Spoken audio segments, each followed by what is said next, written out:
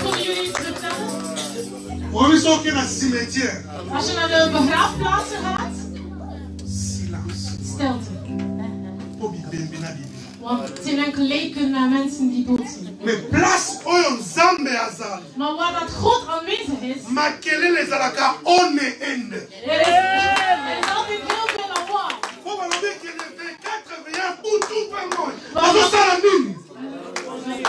Want de 24 oude dag en nacht zitten ze God te aanbidden. Maar gewoon heel mooie dingen uitkomen. Maar dit is niet dat we naar de begraafplaats zijn. Maar ik wil dat er een leven is die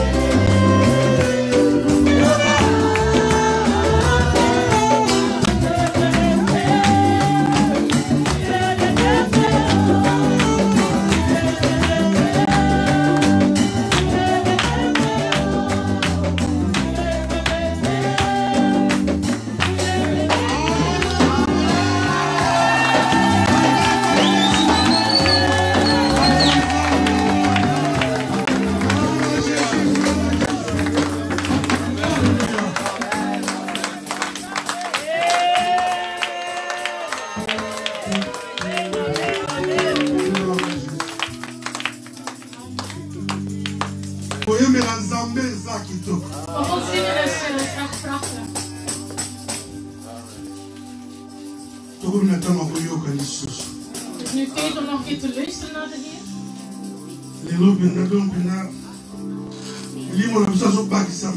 Dus de Geest wil iets toevoegen. Dat we zwaarder worden door de voedsel dat we binnenkrijgen.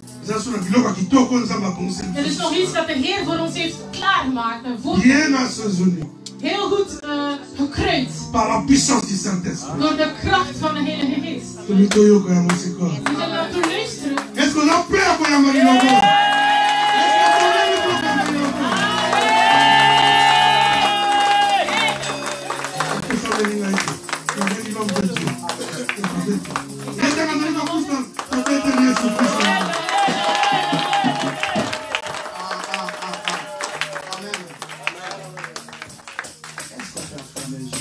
Alléluia. Alléluia. Gloire à Jésus.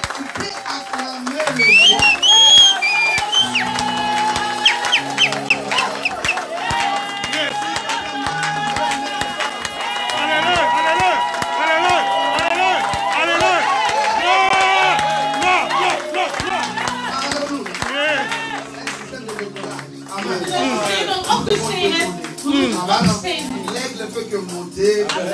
Maar met de adem moeten hoger aan bieden om beter te kunnen zien.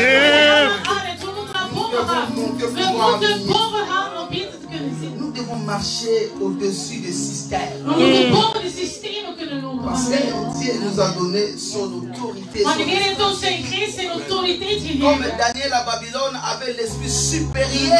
Zoals Daniel in Babylon had hij een supériorité par rapport superioriteit tegenover de gedachten van de wereld. Alléluia. Amen. Je sais une chose. Peut-être lorsque tu es entré, ta famille était desséchée. Misschien wanneer je binnengekomen bent, was er een bepaalde Ta droogte in famille je était familie. sec. Dus er waren droog, er is geen Avec des leven, ossements. er waren enkel beenderen Parce que aanwezig. l'homme de Dieu a parlé de quelque chose de revivre. Dus wat de dingen van God is gesproken over Lorsqu'on herleven. revit, c'est-à-dire que tu vivais. Dus als je spreekt over leven, dan zeg je leefde. Je vais te dire une chose. Maar ik wil het iets zeggen. Dans la vallée des ossements, In de dal van de il n'y beenderen, avait pas la magie. er was geen magie. Il n'y avait que la parole. Er gaat enkel het woord van God. Lorsqu'on a commencé à En prophétiser, eenmaal dat ze begon te les profetiseren, ossements de beenderen commencèrent à se revêtir kwamen de naar la chair. elkaar en dan komt er Les ossements vlees. commencèrent à se revêtir de nerfs. En dan was er Cela veut dire que dans pezen. l'âme, il y avait la vie. Dus er was er Parce que leven. le sang circulait. Maar er was bloed Alléluia. in vloeide. Yes. Il leur manquait quelque chose. Maar ze hadden iets Il leur tekort. donnerait l'esprit supérieur. Er was een superieure geest over L'esprit de de geest. l'éternel. De geest van Lorsqu'on de a prophétisé, En eenmaal dat hij l'esprit est venu profetiseerde, des quatre die devants du geest is ciel. gekomen van de Je vier vais kanten te van de dire une wereld. chose. Eenmaal. Dans ta famille aujourd'hui, En il je y a familie les quatre vandaag devants du ciel qui is aan de souffrent. vier. Yes. Gloire. Yes. Aïe, oh, il est Dieu, il est Dieu, il est Dieu, il est Dieu.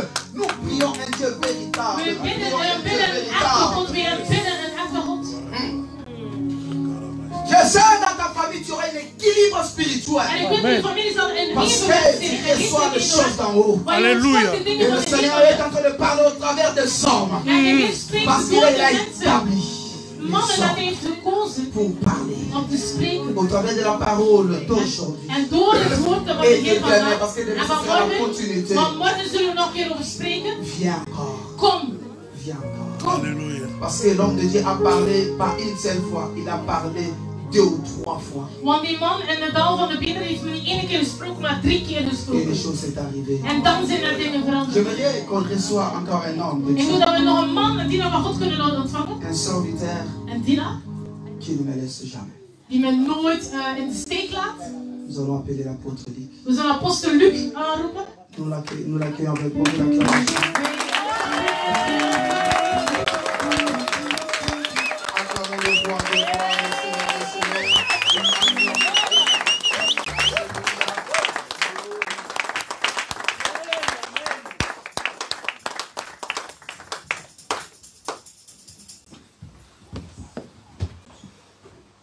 Zet u maar neer. On peut nous asseoir Zet u maar neer om rustig te luisteren pour écouter naar het woord van God. la parole de l'Éternel. Weten jullie dat het vandaag een hele speciale dag is? Est-ce que vous savez qu'aujourd'hui c'est une journée spéciale? Amen. Het thema van vandaag is een heel belangrijk thema. Parce que le thème d'aujourd'hui est très important. Het thema van vandaag is een radicaal ingaan tegen de wapens van de vijand. Parce que c'est un thème qui est radical pour combattre contre les armes de l'ennemi. Vele kinderen van God zijn bang om over de duivel te praten. Parce que beaucoup des enfants de Dieu ont peur de parler du diable. Vele kinderen van God zijn bang om zich te weer te staan tegen de duivel. Ils ont peur de résister l'ennemi.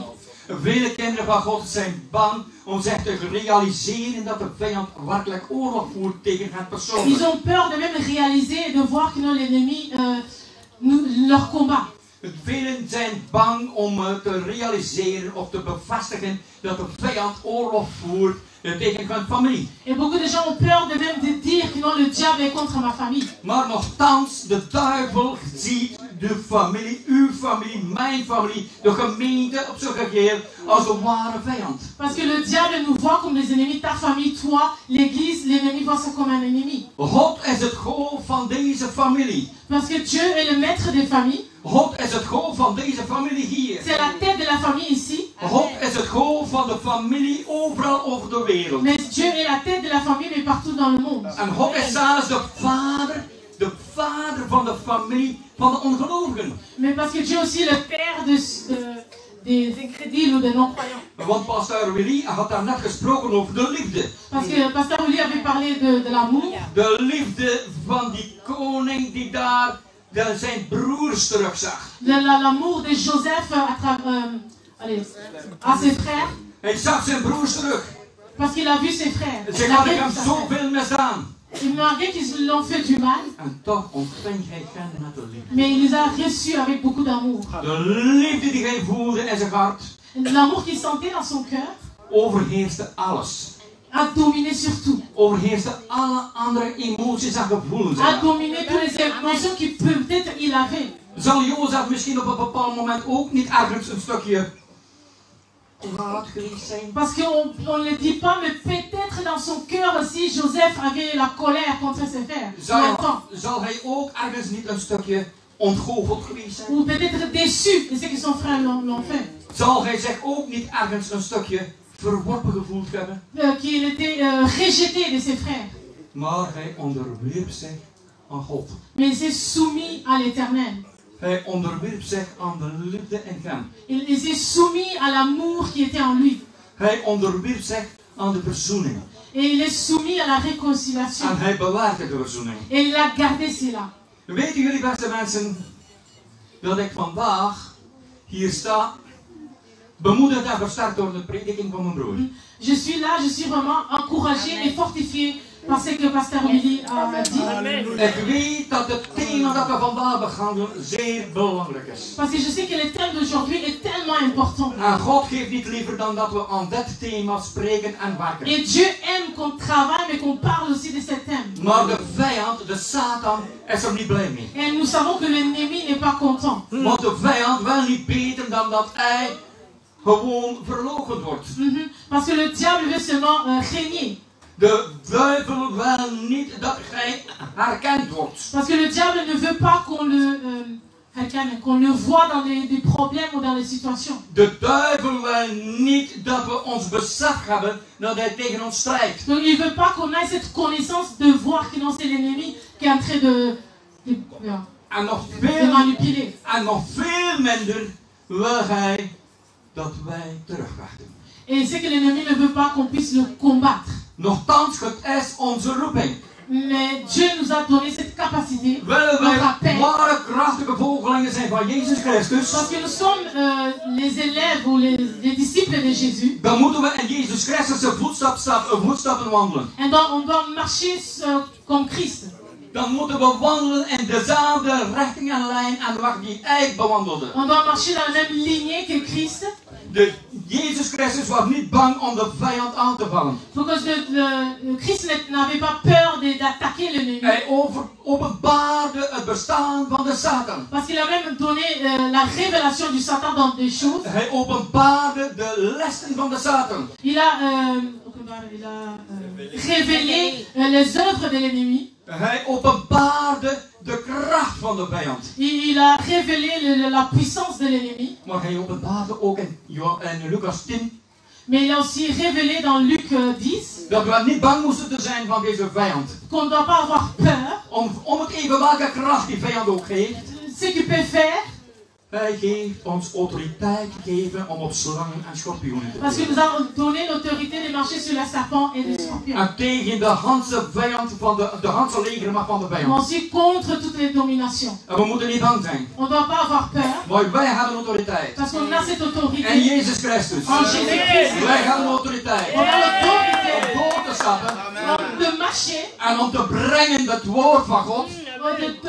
De prêcher la parole de Dieu. Maar vooral om te brengen de identiteit die wij ontvangen hebben in Christus. Mais aussi l'identité qu'on a reçue par Christ. God wil dat we de identiteit van Jezus in ons openbaar maken. Parce que Dieu veut qu'on puisse révéler cette identité en nous. Ons karakter moet het karakter zijn van God. Notre caractère doit être le même caractère En que het Dieu. karakter van God is onbelemmerd. Et le caractère de Dieu est Palimité. En het karakter van God is niet belemmerd. En het karakter van God heeft geen vrees. Et le caractère de Dieu, Dieu n'a jamais peur. Maar waar is de tijd dat we respect hadden voor overheid? Mais où est le temps qu'on avait le respect contre l'autorité? Waar is de tijd dat we respect hadden voor elkaar?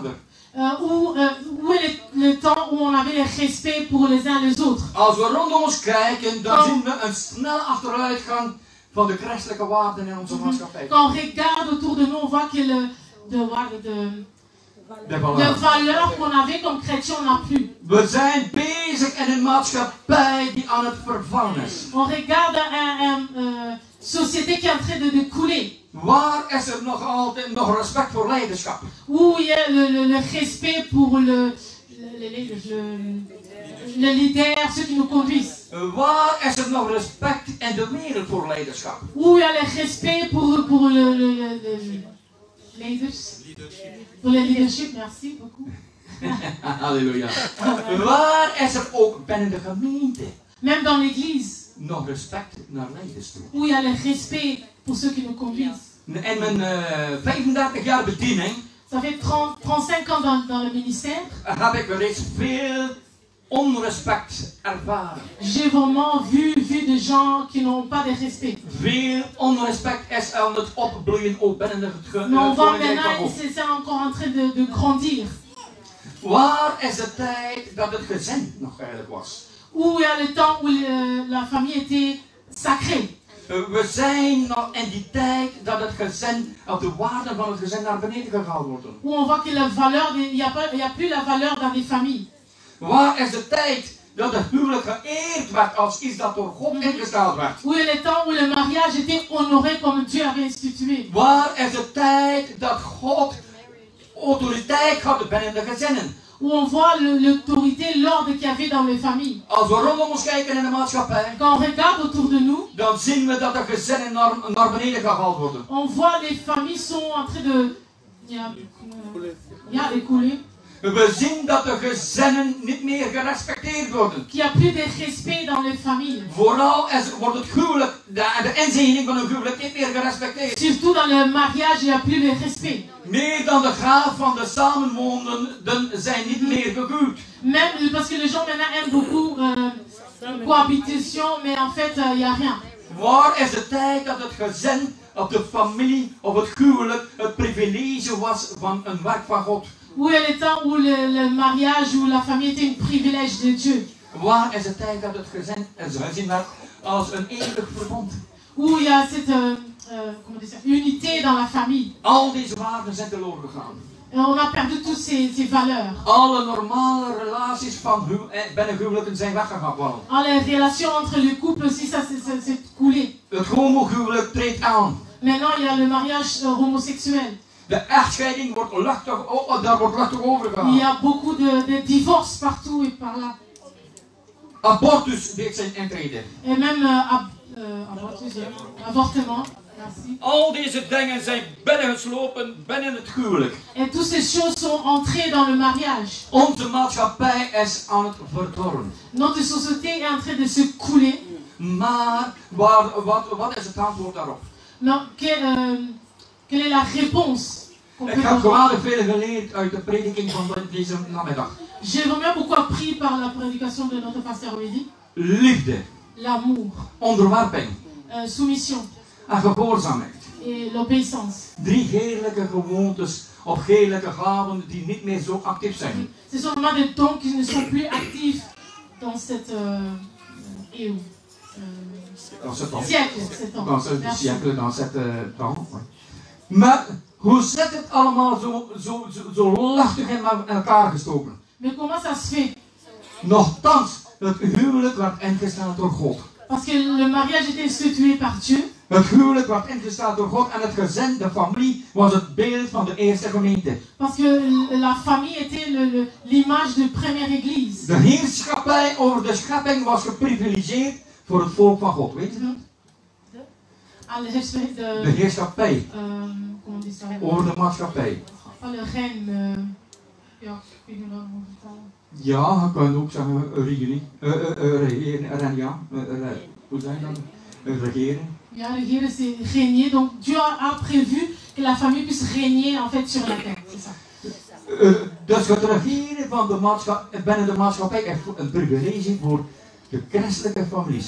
Parce que c'était un privilège dans le pensée de Dieu pour les familles chrétiennes. Voor het volk van God. Dat is voor het volk van God. C'est réellement pour le peuple de Dieu. Maar als we teruggaan in de geschiedenis, Maar quand on regarde dans le passé, dan zien we wat er gebeurde met Adam en Eva. on a vu ce qui s'est passé avec Adam et Ève. Ze hadden ontvangen de heerschappij over de hele aarde. Ils ont reçu la De domination. Ja. C'est het goed, Hoe zei je dat? domination. Domination, ja, niet Nee, specifiek.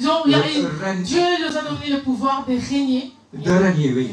Ja. God geeft dus, had de heerschappij gegeven aan Adam en Eva. Il a donné ce privilège-là de régner sur la terre. Maar Eva en ook Adam lieten zomaar die heerschappij, dat voorrecht dat ze ontvangen hadden, stelen door de slang. Mais ils ont laissé ça parce qu'ils étaient séduits par le serpent. En de slang kwam met lastige vragen naar Eva. Et le serpent est venu avec des questions piégées. Hij kwam met vragen naar Eva. Wat heeft die God tegen u gezegd? Et le serpent a dit à Ève, mais qu'est-ce que Dieu t'a dit? Je mag zeker wel van die boom daar niet Non, mais eten. il a dit, tu peux pas manger de cette arbre. Je mag zeker wel niet dit of dat doen. Il a dit, peut-être il a dit, tu peux pas faire ça et ça et ça. Maar Eva antwoordde, ja, wij mogen van alles eten hoor, maar niet van deze boom daar. Et Ève avait dit, non, on peut tout manger, mais sauf cette arbre. Want God zei als we daarvan eten, dat we gaan sterven. Parce que Dieu avait dit, si on mange, on va mourir. Maar, zegt de duivel, Mais de slang, le diable lui a dit, maar dat is overdreven, dat is niet zo. c'est exagéré, ce n'est pas grave. Het is niet te erg dat je van die boom eet. Ce n'est pas grave si tu en manges. De enige doelstelling van de duivel dat hij u dat het verbiedt, dat is dat hij bang is dat je even slim gaat zijn als hem. Parce que Dieu ne veut pas que vous mangez, parce que sinon vous allez être plus grand que lui. En Eva at van de appel. Et Ève a mangé. En zij had het eten ook aan Adam. Et il a donné aussi à son mari Adam. En ze verloren hun heerschappij. Ils ont perdu cette reine. Ze verloren aan van de gaven die ze hadden. Ils ont perdu tous les privilèges et tous les dons qu'ils avaient reçus. Ze verloren die intimiteit die ze hadden met God. Ils ont perdu l'intimité qu'ils avaient avec Dieu. Maar God is een liefdevolle, barmhartige vader. Mais Dieu est plein d'amour et miséricorde. Want direct na de zondeval was hij daar reeds met de oplossing. Parce qu'après qu'ils avaient chuté, Dieu est venu avec une autre solution. Direct na de zondeval was hij daar met een plan. Et Dieu est venu avec un plan.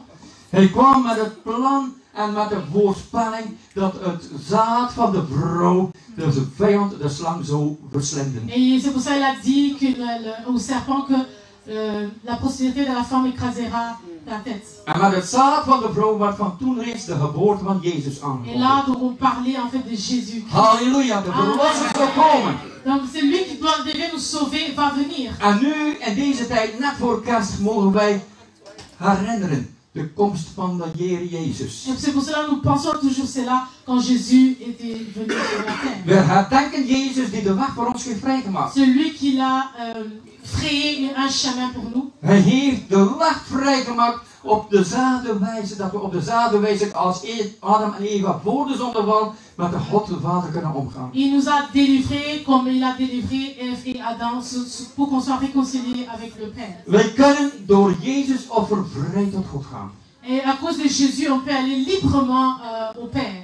En Jezus heeft ons door zijn offer op een plaats gebracht waar de mens het sedert de zondeval nooit meer geweest was. Et à cause de son sacrifice, comme il s'est donné comme une offrande, à cause de là, il nous a amené à une place où personne ne peut nous amener. Maar alhoewel de verlossing ons deel is, alhoewel de verlossing reeds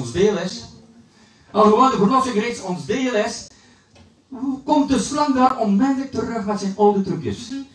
Malgré qu'on était délivré de l'ennemi à cause de Jésus-Christ, mais lui il revient toujours avec ses plans. Hij beliegt en bedriegt en intimideert de mens daar waar hij kan. Donc il fait que mentir et nous intimider. Hij valt de mens op allerlei vlakken aan. Il nous attaque dans chaque coin.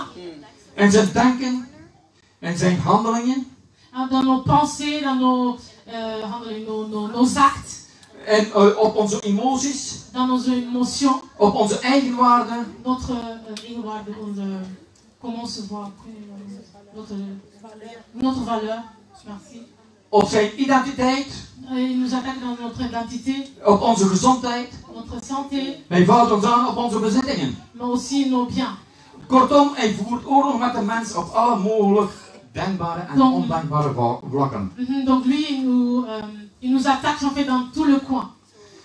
Hij steelt de identiteit van de man als hoofd van het gezin en van de vrouw. Il a enlevé l'autorité, pas enlevé, mais il a changé en fait le pensée entre l'homme et la femme, que l'homme est la tête. Vele mannen laten hun leiderspositie stelen door de duivel. Donc même beaucoup des hommes, ils ont laissé cette autorité à l'ennemi. Ils ont donné cette autorité à l'ennemi. Vrouwen gaan hun man respecteren en liefhebben als hij een goede voortrekker is. Parce que la femme aime son mari, parce que son mari c'est aussi un leader, quelqu'un qui le pousse d'aller de l'avant. En wanneer hij een goede beschermer is voor zijn vrouw en kinderen. Et aussi quand il protège ses enfants et sa femme, c'est là où la femme a de respect pour son mari. Hij steelt de waardigheid van de vrouw als kroon op de man en als moeder van zijn kinderen. Mais il a aussi enlevé cette valeur dans la vie de la femme. Want de vrouw wordt als lustobject voorgesteld. Parce que maintenant on voit les femmes sont devenues un objet de lust, un objet de seksualiteit. Ja, de désir. Ja, dat is zo als seksualiteit, ja. Mannen gaan achter van hun vrouw houden en liefhebben, niet door de erotische talenten. Parce que Dieu a dit aux hommes d'aimer leur femme pas comme un objet, mais de leur aimer comme il a aimé l'Église. Maar door de zorgzaamheid die de vrouw aan de dag legt voor hun man en voor de kinderen en de huishouding. Mais aussi l'homme aime beaucoup sa femme quand la femme prend soin de lui, prend soin de la maison et des enfants. De duivel focust zijn aanvallen specifiek op christelijke gezinnen. Et aussi le diable est en train d'attaquer aussi les familles chrétiennes. Gods woord herinnert er ons aan dat als gij de gelovige christenen willen zijn, we voorbereid moeten zijn om oorlog te voeren. Et on doit savoir quand on est chrétien, on doit être prêt à combattre. Amen. Wanneer we tot het geloof komen, quand on croit, zetten we onze voetstappen feitelijk direct binnen een oorlogsgebied. C'est comme si on entre directement dans un ring. Maar in Efesië 6, waar 10 tot 8 zegt Paulus, Dans le livre d'Éphésiens 4, pardon. Wees krachtig in de Here en in de sterkte zijner macht. On doit être très fort dans sa puissance. Doet de wapenrusting Gods aan om te kunnen stand houden tegen de verleidingen des duivels. Pour qu'on puisse résister contre le ruse de l'ennemi. Christenen en specifiek christelijke gezinnen lijden onnodig en onrechtvaardig Donc onder chrétiens onrecht. et la famille chrétienne sont en train de souffrir à cause de ces choses. En waarom lijden deze christelijke gezinnen onrecht? Et pourquoi il y a cette souffrance? Merci. Waarom lijden ze dus onrecht? Simpel omdat ze niet beseffen en soms ook niet willen geloven dat de duivel hun als doelwit heeft. Mais c'est parce que les chrétiens ne comprennent pas ou ne veulent pas voir que l'ennemi est toujours derrière ces problèmes et ces malheurs. En de aanvallen van de duivel op de christelijke gezinnen is specifiek omdat de christelijke gezinnen de bouwstenen zijn van de maatschappij. Et pourquoi le diable attaque souvent les familles chrétiennes? Parce qu'il sait que la famille c'est une pierre. Een pierre angulante voor la société. Maar vele christenen negeren de realiteit van geestelijke oorlogvoering omdat ze er niet van houden. Beaucoup de gens n'aiment pas cette vie de combat spirituel. Ils n'aiment pas. Ze houden er niet van om aan demonen te denken. Ils ne veulent même pas penser aux démons. Ze willen alleen maar aan Jezus denken. Ils veulent seulement penser Jésus, Jésus, Jésus. En het is goed van Jezus centraal te gaan C'est brengen. bien de mettre Jésus central. Maar je kunt de vijand niet uit het oog verliezen. Mais tu dois garder aussi tes yeux sur l'ennemi. Want niets maakt de vijand, de Satan, meer blij dan christenen die gaan negeren. Parce que ça le réjouit quand le peuple de Dieu ne voit pas le diable. Quand ils vont Dat laat hem vrij in al zijn aanvallen en verzekert zijn overwinning. Dat, dus het negeren van de duivel, laat hem vrij om ons aan te vallen. Parce que quand on ne voit pas l'ennemi, ça lui donne en fait l'accès, la liberté de nous attaquer. En verzekert hem de overwinning. Et ça lui donne déjà l'assurance qu'il va nous vaincre. Maar om Jezus te volgen betekent Mais quand on dit on suit Jésus, dat we doen wat Jezus deed. on doit faire ce que Jésus a fait. Dat is inclusief het voeren van een agressieve strijd tegen Satan en zijn Donc hordenmedestrijders. on doit combattre l'ennemi comme Jésus-Christ.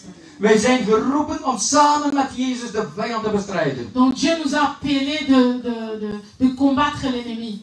In de Bijbel staat nergens dat wij de vijand moeten negeren. Parce que nulle part dans la Bible on dit qu'on doit negeren, c'est ignorer l'ennemi. We moeten hem juist weerstaan. We moeten hem weerstaan. Ah, on doit le résister. Jacobus 4 vers 7 schrijft. Jacques chapitre 4, pardon. Verset 7. Verset 7. Onderwerp u aan God, maar bied weerstand aan de duivel. On doit se soumettre à l'Éternel et on doit résister l'ennemi. En hij zal van u vlieden. Et il va fuir loin de toi. Ondanks deze opdracht gaan er miljoenen christenen die God toegewijd zoeken om hem te gehoorzamen, allerlei uitvluchten om Satan maar niet te hoeven weerstaan. Malgré cela, ce qui est écrit dans la Bible, dans le livre de Jacques, mais les chrétiens ne veulent pas obéir à cette parole. Er zijn 3 hoofdterreinen waarop de duivel aanvalt. Il y a 3 terrains où le diable nous attaque. Ten eerste het vernietigen van de goddelijke autoriteit in christelijke gezinnen. Lui, il veut détruire l'autorité qu'on a comme famille chrétienne. In de christelijke gezinnen heerst goddelijke autoriteit. Parce que la famille chrétienne a l'autorité de Dieu. Er heerst goddelijke autoriteit omdat God erin betrokken wordt. Parce que Dieu est dans ta famille. Maar ook omdat Gods geest en de beide partners die gehuwd zijn woont. Parce que aussi l'esprit de Dieu est dans le couple qui se sont mariés. God heeft het gezin ontworpen. Parce que Dieu a institué la famille. God kon de wereld op allerlei manieren bevolken. God kon de wereld op allerlei manieren, of de aarde op allerlei manieren bevolken. Dieu pouvait remplir la terre comme il voulait. Hij kon het beslist hebben om ons te laten groeien als appelen aan een boom. Parce qu'il pouvait aussi choisir qu'on puisse pousser comme le pomme pousse dans l'arbre. Hij kon het beslist hebben om ons te laten eieren leggen. Zoals de vogels. Eieren leggen, ja, Pondre les œufs. Amen, halleluja. Maar de geschiedenis vertelt ons dat God ons heeft geschapen naar zijn beeld en gelijkenis. Mais la Bible nous dit que Dieu nous a créés par son image et sa ressemblance. Toen hij Adam en Eva verenigde in de belofte van het huwelijk, zei hij tegen hen dat ze de aarde moesten vullen en over de aarde moesten heersen. Parce que Dieu avait dit à Adam et Ève de remplir la terre. Het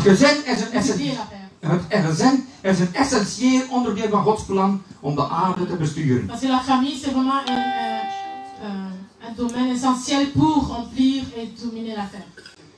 De geschiedenis vertelt ons dat complete landen en complete beschavingen teloor gingen omdat ze de fundamenten van het gezin gingen verwaarlozen. La société est en train de couler parce qu'on a oublié en fait le principe principal que Dieu nous a donné. De eerste aanval van de Satan op de mensheid bestond uit een aanval op het eerste gezin.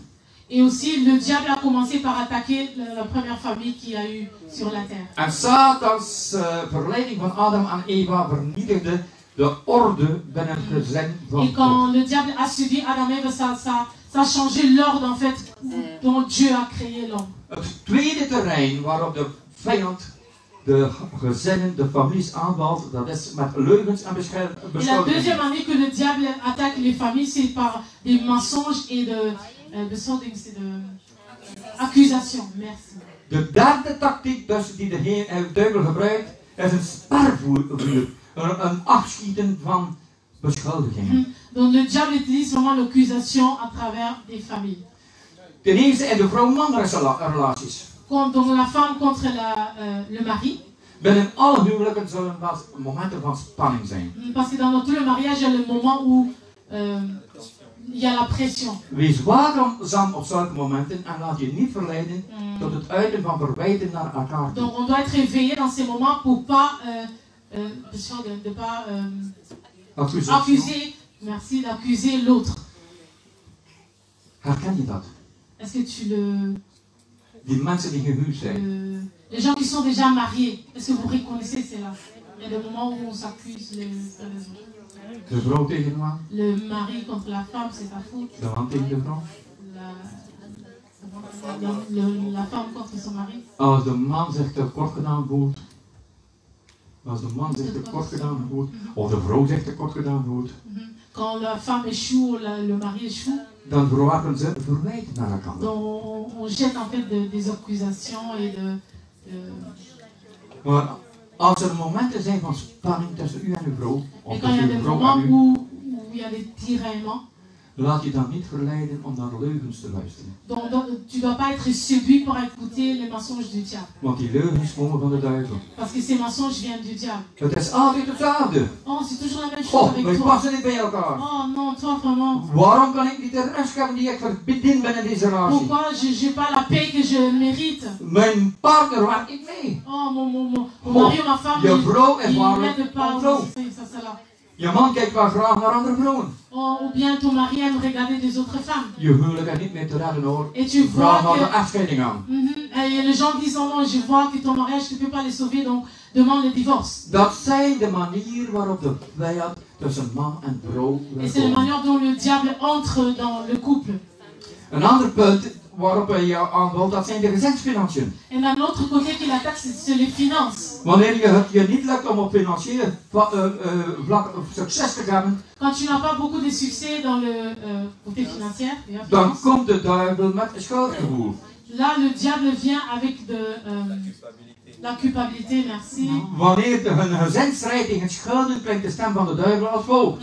Donc quand il y a des dettes, par exemple, le diable vient et dit, Gods beloften in de Bijbel zijn niet voor u hoor. Waar wordt de oh, les antwoord? promesses de Dieu, c'est pas pour toi. God zorgt niet voor jou hè. Dieu ne te secourit pas. Je komt waarschijnlijk tekort in gehoorzaamheid. God zorgt niet voor u. Peut-être que tu ne l'obéis pas assez, peut-être c'est pour cela qu'il t'arrive. Je verdient het wel niet om succes te Oh, hebben. tu n'as pas mérité d'avoir le succès. Ah, God straft je wel hè. Oh, Dieu est en train de te punir. Maar als een gezin deze leugens met succes afwijst, Mais quand une famille, vous n'écoutez pas ces mensonges, en door geloof, gebed en volharding een zekere staat van et voorspoed de ontwikkelt, persévérer dans la foi, komt de duivel dan met andere leugens. Dieu reviendra encore avec des autres tactiques of mensonges. Hoe durf je wel zo rijk te Le leven? diable, merci. Hoe durf je wel zo rijk te leven? Oh, pourquoi tu es riche, comment tu... Weet je niet dat je arm moet zijn om heilig te zijn? Ah, ok. Est-ce que tu sais pas, tu dois être pauvre pour plaire à Dieu. Hoe kan je zo egoïstisch zijn? Comment tu peux être si égoïste? Er zijn zoveel arme mensen op de Il y a wereld. tellement de gens qui sont pauvres et toi tu as l'argent. Ah, jij zwemt hier in de Et wilde. toi tu nages dans Ben je les niet trucs. beschaamd? Est-ce que tu n'as pas honte? En dan had de duivel je verleiden Et c'est là le diable va te séduire. om op een onheilige grond te gaan zaaien. D'aller s'aimer dans un terrain que Dieu ne t'envoie pas ou ne permet pas. Gewoon om jezelf en de gemeente te bestelen van de tienden en de boodschap. Mais c'est pour Bestelen. pour voler en fait, pour qu'on ne donne pas les indizièmes et tout ça. Het volgende punt waarop hij de gezinnen aanvalt, dat is op de De gezondheid. l'autre côté où il nous attaque, c'est la santé. Als er ernstige gezondheidsproblemen ontstaan, is het belangrijk om je geestelijke houding in de gaten te houden. Quand il y a des problèmes de santé, tu dois être veiller sur ta vie spirituelle. Ga je gaan klagen? Est-ce que tu vas murmurer? Ga je in geloof stappen? Tu vas continuer à croire? Ga je zeggen, de Heer heeft mij genezen in zijn streaming? Est-ce que tu vas dire que par ses meurtrissures, je suis guéri? Zelfs als de pijnen of de ziektegevoel er nog altijd is. Même quand tu vois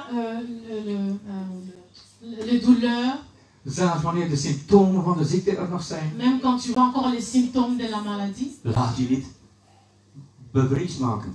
mais ne crains point, Laat je niet bang maken. ne crains point. Want in 1 Johannes 4 vers 18 staat er iets Parce que 1 Jean 4 nous dit, over liefde en vrees. il nous parle sur la peur et In de liefde en vrees. Ah ok, il parle de l'amour et la crainte. Er is in de liefde geen vrees, Parce que dans l'amour, il n'y a pas peur, maar de volmaakte liefde drijft de vrees uit. mais l'amour parfait bannit en fait la peur. Want de vrees houdt verband met straf en wie vreest is niet volmaakt in de liefde. Want de vrees houdt verband met straf. Parce que la peur a à voir avec la punition. En wie vreest is niet volmaakt in de liefde. Mais s'il y a qui craint n'est pas parfait dans l'amour.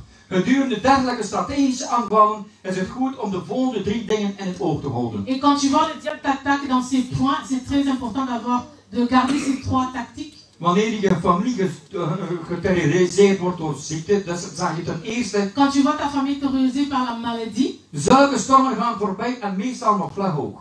tu dois dire seulement ça va passer vite. Ten tweede zeg je, door Christus bloed gaan we de verzekering van de genezing. Et tu dis par le sang de Jésus, je suis guéri. En ten derde, ons lichaam geeft een verbazingwekkende capaciteit ontvangen in de schepping om zichzelf te genezen. Et tu dois dire dans la création, Dieu nous a donné un corps autoguérissant. Ja, om te genezen. Ja, om te Doe hier hier. Ja, merci. Dan de ouder-kindrelatie binnen de gezin. Mais aussi, le diable attaque les relations entre parents et les enfants. God weet en de duivel ook dat er geen gemakkelijke en pijnloze manier is om kinderen op te voeden. Parce que le diable, mais Dieu aussi sait que ce n'est pas facile d'éduquer nos enfants. De papa's hier met kinderen die nog klein zijn. Par exemple, les papas qui ont des enfants trop petits. Wees getroost. Donc soit dans la joie encore. Want wanneer ze klein zijn, Parce que quand ils sont petits, dan zijn er kleine problemen. Il y a de petits, quand ils sont petits, il y a de petits problèmes. Maar wanneer ze opgroeien, Mais quand ils grandissent, dan worden de problemen groter. là, il y a les problèmes qui grandissent avec. De problemen zijn gebonden aan leeftijd. Parce que les problèmes sont unis à leur âge. Boosheid en bitterheid kan zelfs ontstaan tussen de meest perfecte ouders en gedisciplineerde kinderen. Parce qu'il peut y avoir une relation amère entre parents et enfants. Maar gelukkig dat elke situatie in het leven gebonden is aan een bepaalde tijd. Mais il faut savoir que chaque problème a son temps. De opvoeden van kleine kinderen is aan de jonge ouders. Het opvoeden van kleine kinderen is aan de jonge ouders. Éduquer des petits enfants, c'est souvent les parents qui sont jeunes. Wanneer de kinderen ouder worden, dan zijn de ouders ook ouder. Et quand les enfants grandissent, donc les parents grandissent aussi. En wanneer je grootvader en grootmoeder bent, dan ben je gezegend dat je geen kinderen meer moet opvoeden. Et quand tu deviens grand-père, tu es heureux que tu ne dois plus éduquer les enfants. Tenzij je ermee gezegend wordt dat er ook nog een kleinzoon bij je woont. Sauf s'il y a un petit-fils ou une petite-fille qui habite chez toi. Mijn vrouw en ik zijn in deze omstandigheid. Moi et ma femme, nous sommes dans cette situation. Maar vertrouw en alles op God. Mais on doit avoir confiance en Dieu. Bid dat God goede leiding heeft bij de opvoeding en goede leiding om vlot te converseren met je kinderen. Donc tu dois prier que Dieu te donne cette facilité de parler à tes enfants, leur conseiller. En dan zijn er nog et de leurs éduquer. En dan zijn er nog 4 grote stappen naar overwinning toe. Il y a 4 étapes pour vaincre. Het is Gods bedoeling dat we overwinnaars zijn in de geestelijke strijd. Parce que Dieu veut qu'on soit vainqueur dans le combat spirituel. Comment vaincre les ennemis de la famille? Hoe overwinnen de vijanden van de families? Een mooie vraag. C'est vraiment une très très belle question.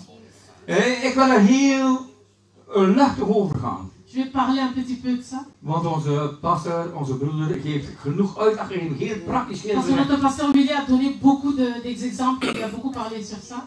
Maar het is Gods bedoeling dat we overwinnaars zijn in geestelijke strijd. Parce que Dieu veut qu'on soit des victorieux sur le combat spirituel. In 2 Korintiërs 10 vers 3 tot 4 staat. Dans le 2 Corinthiens chapitre 10. Want al leven wij in het vlees, wij strekken niet in strijden naar het vlees. Parce que nous ne combattons pas le sang et la chair. We leven in het vlees. Donc on vit comme ça dans la chair. Ik als vader, moi comme père, als man, comme mari, ben op deze wereld in het vlees. Dus dans ce monde, je vis avec mon corps ou ma chair. Mijn vrouw, ma femme, pasteur Jenny, notre pasteur Jenny, is in deze wereld op et dans ce aarde monde, in het vlees. Aussi en chair. Maar zij is niet mijn vijand. Mais elle n'est pas mon ennemi. En ik ben niet haar vijand. Et moi, je suis pas son ennemi. Wat zij ook verkeerd zegt tegen mij.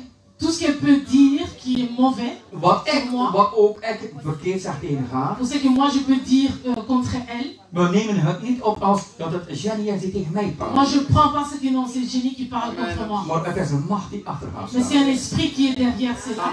Een macht die achter haar staat. C'est un esprit qui est derrière. Een macht die haar inspireert. Et c'est un esprit qui l'inspire. En we hoeven niet onze vrouw of onze man als een vijand te zien. Donc on ne doit pas voir nos maris ou nos femmes comme des ennemis. Alhoewel in het vlees gebeurt dat dikwijls. Mais dans la chair, ça arrive souvent. Het kan zelfs zo erg worden dat er slaande ruzie bij komt. Et souvent, ça peut dégénérer vous commencez à vous bagarrer. Want ik mag spreken uit persoonlijke ervaring. Parce que moi, je parle avec expérience. Ik was 28 jaar als ik tot Christus kwam. J'avais 28 ans quand je suis venu en Christ. En voor ik tot Christus kwam, had ik niet veel verantwoordelijkheidsgevoel. Et avant que je devienne chrétien, j'avais pas ce sens de responsabilité. En mijn lieve vrouw verweet mij dat dan.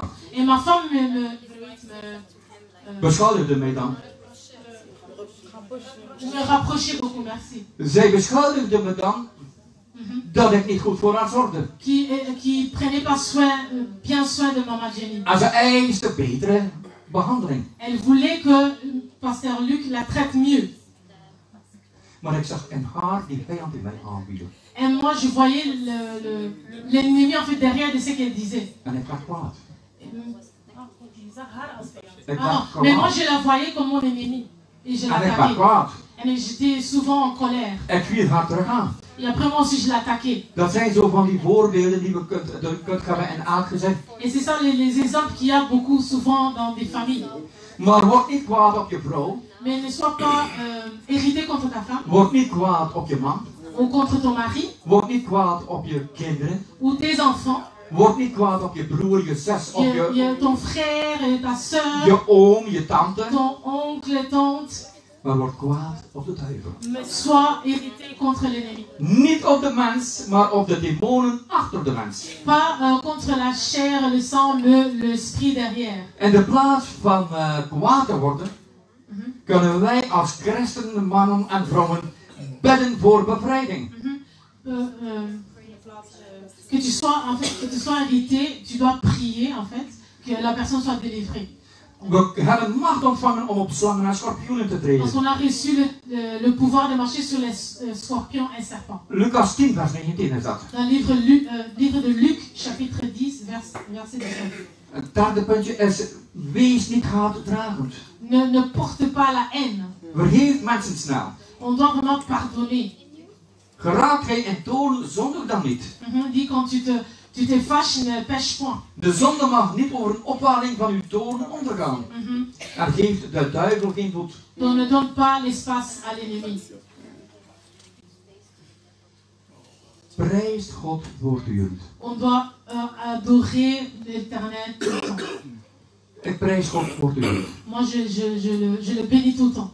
Maar ik ga je een geheimje vertellen. Je vais vous donner un secret. Ik zing niet. Moi je sais pas chanter. Ik zing niet. Moi je chante pas.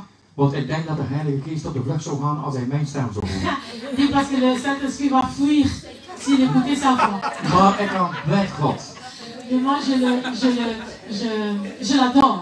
Ik bedank God. Je le remercie. Om het even welke situatie in ons leven. Dans toutes les situations qui peuvent m'arriver ou à ma famille, on l'adore. Mijn vrouw en ik hebben geleerd om God te danken. On a vraiment appris de le remercier. Ongeveer 9 jaar gepasseerd verloren wij onze dochter van 21 jaar. Parce qu'il y a 9 ans, on a perdu notre fille de 21 ans. 19 jaar. Ai, oh. 19 ans. Ik wou altijd maar jaartallen. En daarom heb ik mijn wandelende agenda dan bij. C'est pour ça que j'ai un agenda tout le temps avec moi parce que j'oublie toujours des dates et les jours. Wij verloren onze dochter. On a perdu notre fille. 21 jaar. Elle avait que 21 ans. Een lofprijsleidster. Een lofprijsleidster. Ah, c'était quelqu'un qui adorait vraiment l'Éternel. Ze was profetisch. Elle était prophétique. Ze wandelde met ons intiem in de bediening. Elle était vraiment très intime et nous aidait même dans le ministère. En op een bepaalde dag. Mais un jour. In de tijd van 5 minuutjes. Dans 5 minutes. Pendant 5 minutes. Pendant 5 minutes, ja. Is ze gestorven. Elle est décédée. Het was een ongeval in huis. Een accident à la maison. Ah, il y avait un accident dans la maison. En vele mensen hebben nadien tegen ons gezegd. Et beaucoup de gens nous ont dit. Hoe kunnen jullie? Jullie dochter is net overleden. Ils ont dit, mais comment vous avez perdu votre fille? En jullie staan hier in die kerk. Et vous venez à l'église. Jullie staan hier te lofprijzen. Vous êtes là en train d'adorer Dieu. Jullie staan hier om het woord te brengen. Vous êtes là pour prêcher. Hoe kunnen jullie? Comment vous pouvez le faire? En ik zegde daarop, Et moi j'ai répondu. omdat ik dankbaar ben voor de 21 jaar dat die dochter bij Parce que ons leefde. je dis au monsieur ou à la madame, je dis que non, je suis reconnaissant parce que l'Éternel quand même nous a donné 21 ans de vivre avec elle. Liefde. Liefde. Onderwerping. Soumission, Vergeving. pardonner, Verzoening. réconciliation. Dat is allemaal zo belangrijk. C'est tellement important. En het zijn net al dezezelfde gaven die de duivel heeft gestolen. Et c'est ça que l'ennemi est en train de voler dans des familles. En het is net op al dergelijke gaven dat de vijand jullie aanvalt. Et c'est cela aussi que l'ennemi est en train de nous attaquer. Het is net op deze punten dat de vijand ons naar beneden wil halen. Et c'est dans ce point que l'ennemi veut nous faire tomber. Want de duivel weet dat hij net op deze punten u kan ten onder brengen. Parce qu'il sait dans ces points, si je l'attaque, il va tomber. De duivel weet dat je sterk bent. Parce que le diable sait que tu es fort Wanneer je kennis hebt van Gods woord. quand tu as la connaissance de la parole de Dieu. Beste mensen, weten jullie dat voor het thema van vandaag ik een geweldige strijd meegemaakt heb. Et pour ce thème, il y a eu beaucoup de combats. Ik heb een geweldige strijd meegemaakt deze laatste week. J'ai eu vraiment un combat pendant cette semaine. Het was niet gemakkelijk voor mij om vandaag hier te zijn. C'était pas facile de venir en ces lieux. C'est vrai, hè? Van Potter. Het was niet gemakkelijk voor mij om vandaag te komen. C'était vraiment pas facile d'arriver en ces lieux. Want ik voelde mij zo klein. Parce que je me sentais très petit. Ik voelde mij zo onbekend. Pas connu. Ik voelde mij zo dwaas. Allez, je dois Stupid. être bête, stupide. Stupide. Ja. Ja. Ja. Ik voelde me bevreesd. J'avais la peur. Het is de tweede maal in mijn leven dat ik vrees heb om een woord te brengen in mijn 35 jaar. Ça fait, dans les 35 ans de ministère, ça fait 2 fois que j'ai eu peur de prêcher, d'amener la parole. Eenmaal heb ik het gehad in Afrika. J'ai eu ça une fois en Afrique. Ik was op bezoek bij onze 9 kerken die we daar hebben. J'étais en visite dans l'église qu'on a là-bas. En ik moest een inzegening doen, een ordeining van een profeet. Et je devais faire la cérémonie de consacration d'un prophète. En diezelfde vrees die ik deze week gehad heb, overviel mij ook daar. Et cette peur que j'avais, j'ai eu ça encore aujourd'hui. Want het was het belangrijk werk dat ik moest doen voor de Parce que Heer. c'était un travail très important que je devais faire. Het werk dat pastor Willy en ik vandaag te doen hebben, was een serieuze opdracht. Parce que c'est un sérieux sujet en fait que moi et pasteur Willy on a dû prêcher. Want het is belangrijk dat de gemeente weet hoe de vijand werkt. Parce que c'est très important, l'église doit savoir comment le diable travaille. Het is belangrijk dat de familiehoofden weten hoe de vijand zijn gezin aanvalt. Tu dois savoir comment l'ennemi attaque ta famille. Het is belangrijk dat de vrouwen weten hoe ze hun man moeten beschermen. Les femmes doivent aussi savoir comment protéger leur mari. Want pas op vrouwen, het is niet alleen de man die u beschermt. Parce que ce n'est pas seulement le mari que protège la femme. Maar ook u beschermt de man. Mais toi aussi comme femme, tu protèges aussi ton mari. Er is een spreekwoord dat zegt, Il y a une een proverbe, proverbe, oui merci, die zegt, qui dit geen enkele man kan bestaan zonder dat er een sterke vrouw achter hem staat. il n'y a jamais un grand homme sans une grande femme derrière lui. De vrouw van iemand die geroepen is, Par exemple, la femme de celui qui... Non, la femme d'un homme qui est appelé moet sterk zijn. doit être fort. En mannen, luister goed.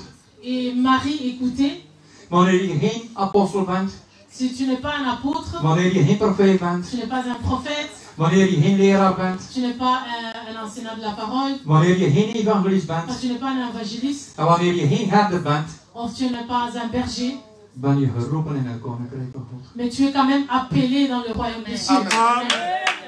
Amen. Iedereen is geroepen in het koninkrijk. Amen. Tout le monde est appelé dans le royaume de Dieu. Amen. Niet ik, maar gij, zegt God. Pas moi, Maar hij. Ik heb u aangeraakt. Opdat hij uit zult gaan en vrucht zult dragen. parce que je t'ai touché pour produire de fruits. En opdat die vrucht zo eeuwig blijft. Et que le fruit puisse exister par éternité. God is een goede God. Parce que Dieu, c'est un bon Dieu. God heeft de vijfvoudige bediening uitgereikt. Il a donné les 5 ministères. Maar als mannen en vrouwen zijn we allemaal gelijk in zijn ogen. Mais dans ses yeux, tous les hommes et toutes les femmes sont les mêmes. Niemand is meer geliefd dan de ander.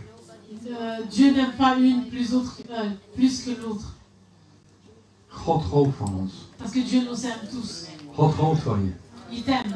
God houdt van je familie. Et il aime ta famille. En hij heeft deze dag uitgezocht om onderwijs, om licht door te geven op welke manier je C'est pour cela voor qu'il a uw choisi familie kan cette journée strijden. pour t'éclairer, pour que tu connaisses ses secrets. God is overwinnaar. Maar God is overwinnaar. Et Dieu a vaincu. Maar Il est vainqueur. wij zijn overwinnaar en degene die ons heeft liefgehad. Mais nous sommes vainqueurs à travers de lui. We gaan naar huis vandaag met die bemoediging.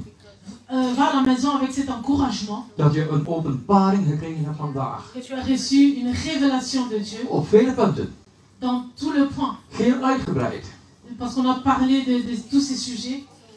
Aangaande je roeping en aangaande het doel van uw familie. Parce que tu dois savoir. Aangaande uw roeping en aangaande het doel van uw familie. Que tu dois vraiment avoir cette connaissance sur le but de ta famille. Et l'appel aussi de ta famille. Voilà. Want we zijn allen geroepen om hoekstenen te zijn in de gemeente. Parce que Dieu nous a choisi d'être de pierres angulaires dans l'église. Levende bouwstenen in deze maatschappij. Même dans la société. In feite moet uw gezin, uw familie, zodanig uitstraling hebben dat de ongelovigen jaloers worden. Donc ta famille doit avoir